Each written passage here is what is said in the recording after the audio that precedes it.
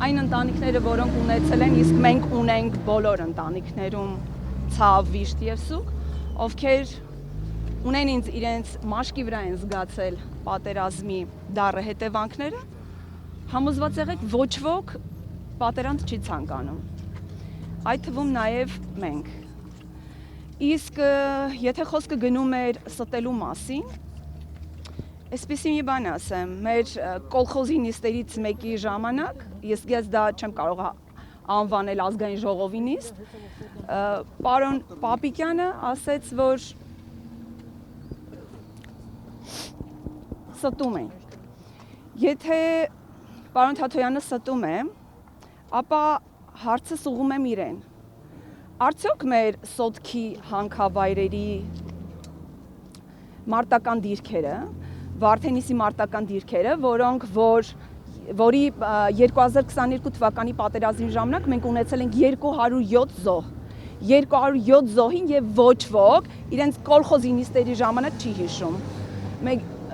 Այդ թվում նաև քույրս զոհվել է 2022 թվականի սեպտեմբերի 13-ին, բայց չի նահանջել կին լինելով, դիրքը չի զիջել։ Ինչու պիտի այսօր Ադրբեջանը առանց որևէ փամփուշտ առաջ գա։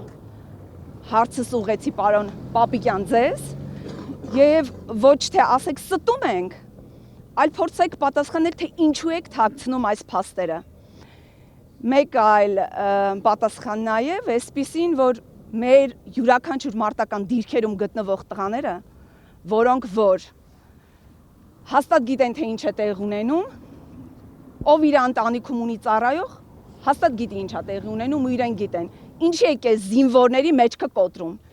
Ինչի այսօր չեք կանգնում իրենց մեջքին, որպեսզի նրանք մարտնչեն ու իրենց հողը պահեն։ Եթե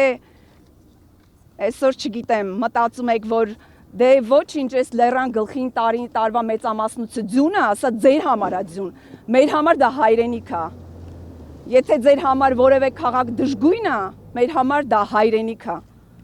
Հուսով եմ մեկ քայլ ավելի շուտ կլքեք այս իշխանությունը ու կթողեք այս ժողովուրդը ապրի։